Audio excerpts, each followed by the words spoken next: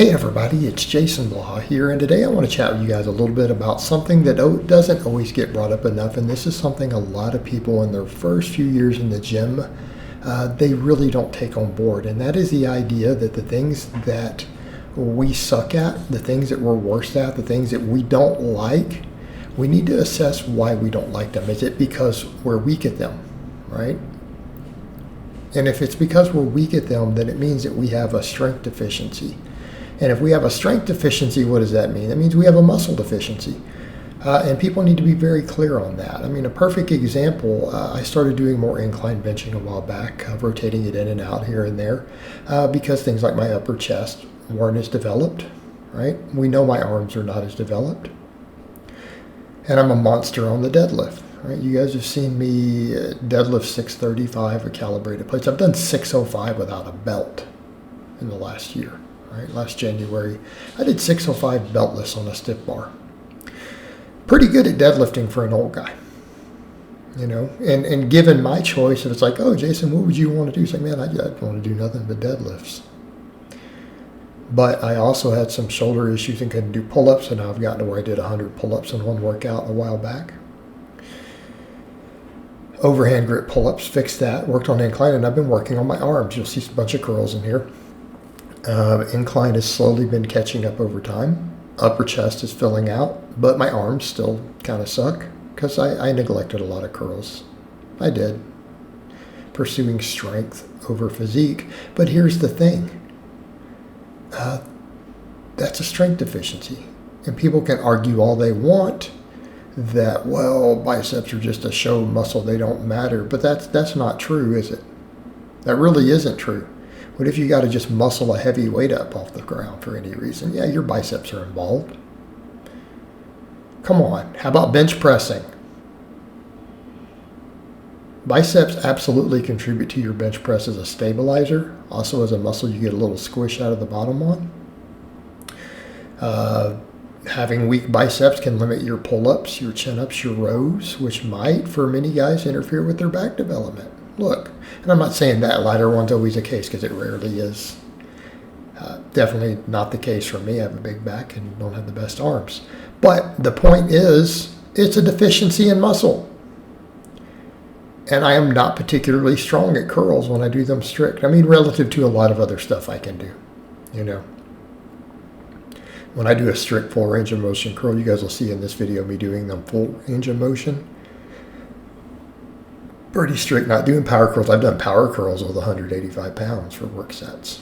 But a strict, all full range of motion, high rep, I'm doing like 5x10 with a 75-pound barbell. Come on. It's a weak link. And it's not just about me, it's about all of you out there. The things that you are weak at, we tend to avoid. And we have a tendency to do that. It's human nature when we get in the gym, right? The things that we're really good at, we're rewarded mentally by the big numbers, by the big lifts, right? That seeing progress on the things that we're good at. And for someone else, it might be their biceps. Okay? You might be the opposite of me. You might be the guy who you started doing curls and all of a sudden you could preacher curl a ton of weight. Your biceps grew really fast and people notice, oh man, look how much that guy does some strict preacher curls with, 100 pounds, for 15 reps, right? They notice that. Especially younger guys, And so maybe you did tons of curls and then you neglected your legs, neglected your squat. Maybe you were really good at the deadlift and the squat sucked and so you neglect the squat. Or you neglect the bench press, right? Because you're really good at the deadlift. You have longer, you're like me.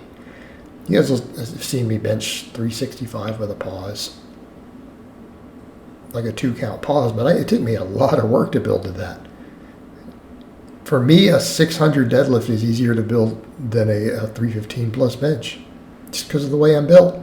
So I tend to favor the deadlift, but maybe for you, your arm length causes you to really favor the deadlift.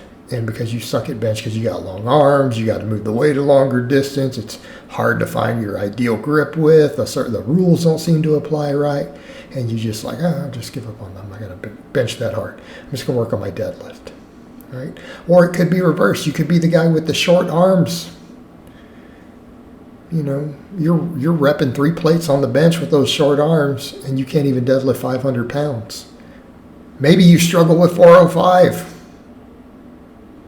So you just neglect it. And then you end up neglecting your whole posterior chain. Then your hamstrings and stuff get weak. And then you have knee problems from other leg work. Okay? See how this works? And this is not good. The things that we suck at, that we don't want to do, as far as muscular development and lifts go. And it's not because maybe it's exercise that hurts or it really hurts because you're not built for it. It's just bad for your anatomy. Or it could be because you're doing it wrong. Keep that in mind in some cases. But, you know, there are exercises that legitimately hurt, like maybe dips hurt your shoulders no matter what you do. Okay, fine. But that's different. I'm talking about you're just weak at something and you suck at it, so you just avoid it.